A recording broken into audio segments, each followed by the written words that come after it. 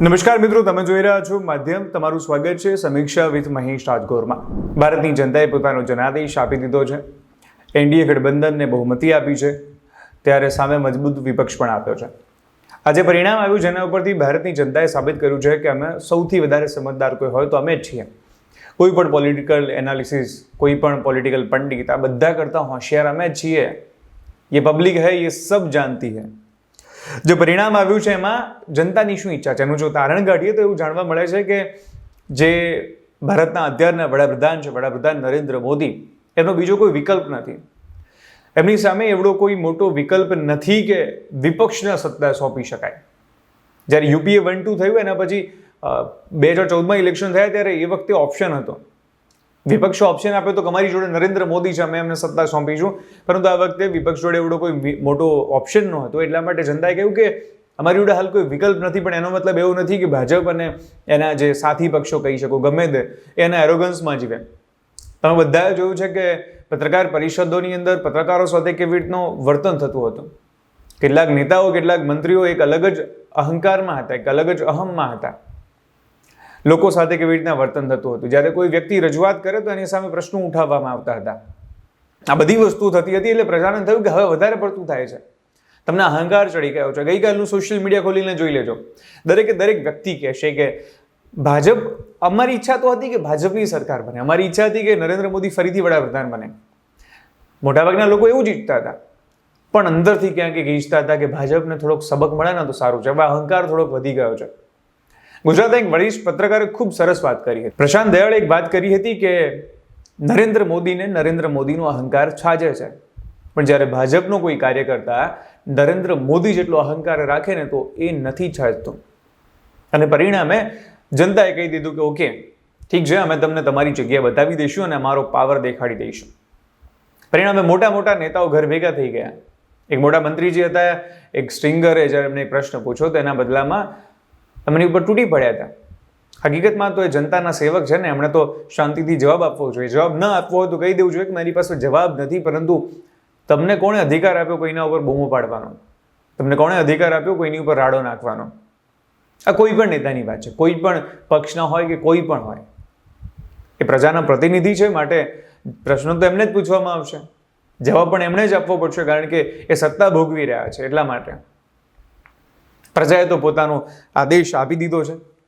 પણ આ જે જનાદેશ આવ્યો છે એમાં કોંગ્રેસના નેતાઓ હરખાઈ રહ્યા છે. કોંગ્રેસના નેતાઓ માટે હરખાવા જેવી બાબત કઈ છે હજુ સુધી સમજાતું નથી. કારણ કે કોંગ્રેસ હજુ સુધી ડબલ ડિજિટમાં જ છે.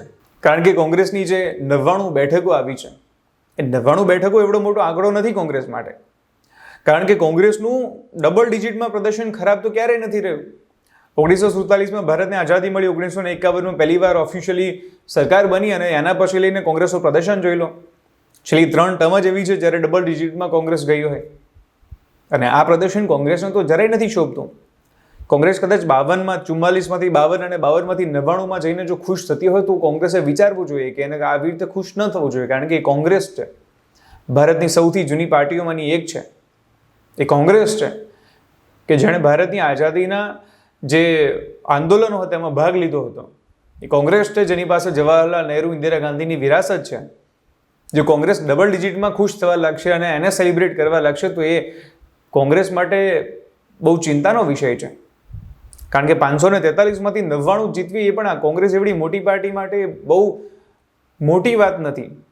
ભલે આજે કોંગ્રેસના નેતાઓ ખૂબ હરખાતા હોય, ખૂબ એ ઉત્સાહના માહોલમાં હોય, પરંતુ ખરેખર એમણે વિચાર કરવા જેવો છે કે એમની પાર્ટીમાં હજુ ક્યાં ખામી છે જેને સુધારી શકાય છે.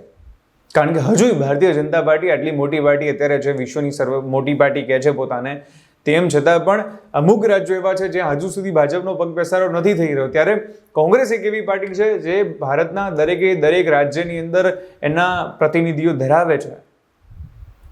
ક્યારેક ને ક્યારેક એણે ભારતના મોટા ભાગના રાજ્યોમાં સરકાર બનાવી છે. તો એટલા માટે થઈને કોંગ્રેસે તો વિચારવું જોઈએ કે આ પ્રદર્શન એટલું હરખાવા જેવું નથી. અને કોંગ્રેસે બહુમત પણ નથી પ્રાપ્ત કર્યો, કોંગ્રેસના ગઠબંધને પણ બહુમત પ્રાપ્ત નથી કર્યો.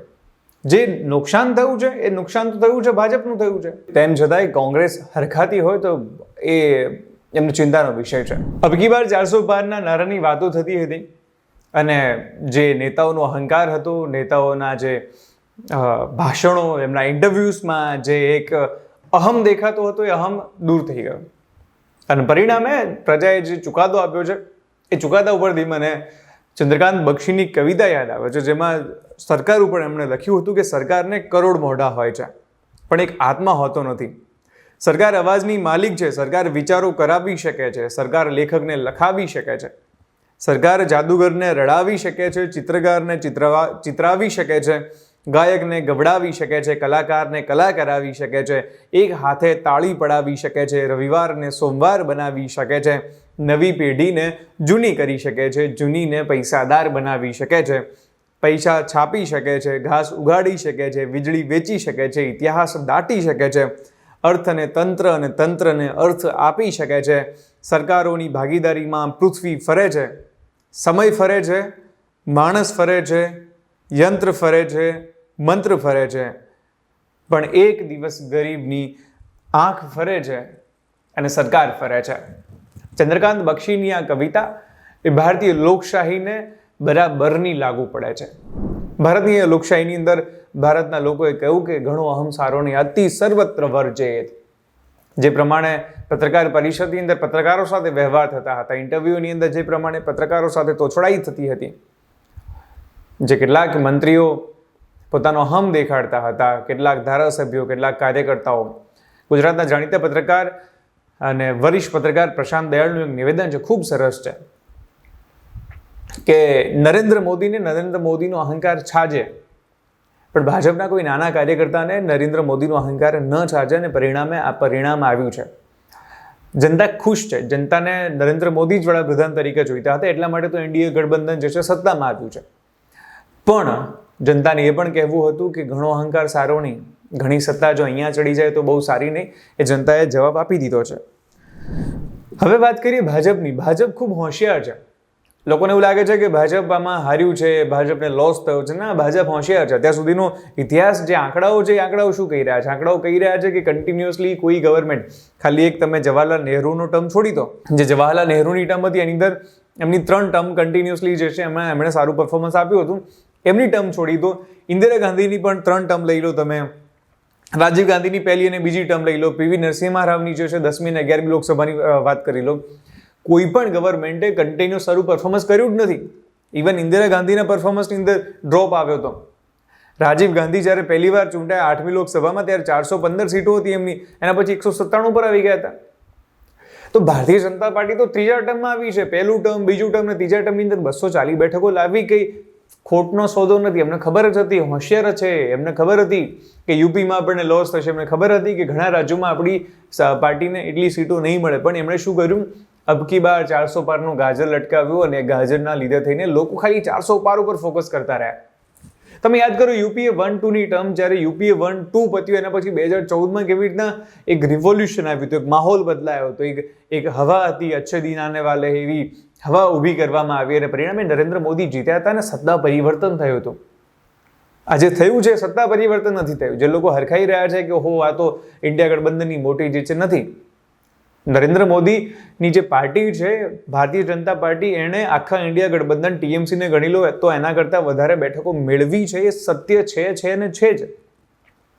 આમાં તો ભારતીય જનતા પાર્ટીની હોશિયારી છે કે એમણે બધાને છેતર્યા અને કહ્યું જો તમે 400 પાર ઉપર ફોકસ કરો, 400 પાર ઉપર ફોકસ કરો. પણ હકીકતમાં ભાજપને ખબર હતી કે આપણે ખાલી બહુમત લાવવાનો છે ને આપણે સરકાર બનાવવાની છે.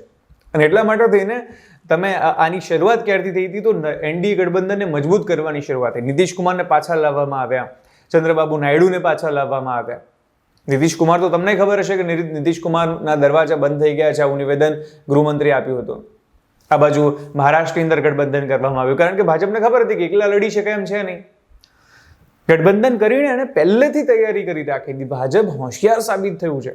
ભાજપને જો કોઈ એવું કહેતું હોય કે ભાજપ છેતરાયું છે, ભાજપ માટે લોસ છે, તો લોસ નથી. ભારતનો અત્યાર સુધીનો ઇતિહાસ એવું કહે છે કે ભાજપનું જે પરિણામ છે ભલે એમના દાવાઓ પ્રમાણેનું ન હોય, કારણ કે એ તો દાવાઓ તો ધ્યાન ભટકાવવા માટેના હતા.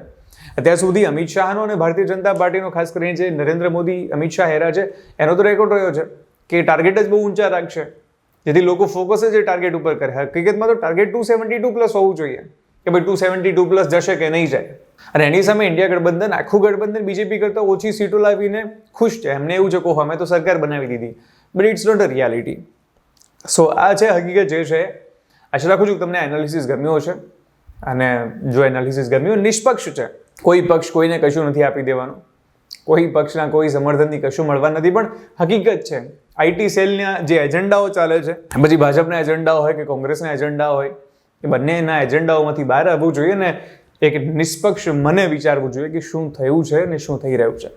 આશા રાખે છે કે આપને આજનો વિડીયો ગમ્યો હશે. વિડીયો ગમ્યો તો કમેન્ટ કરવાનું ભૂલતા નહીં. આવી જ રીતે હું તમને મળતો રહીશ માધ્યમ ઉપર. ધન્યવાદ.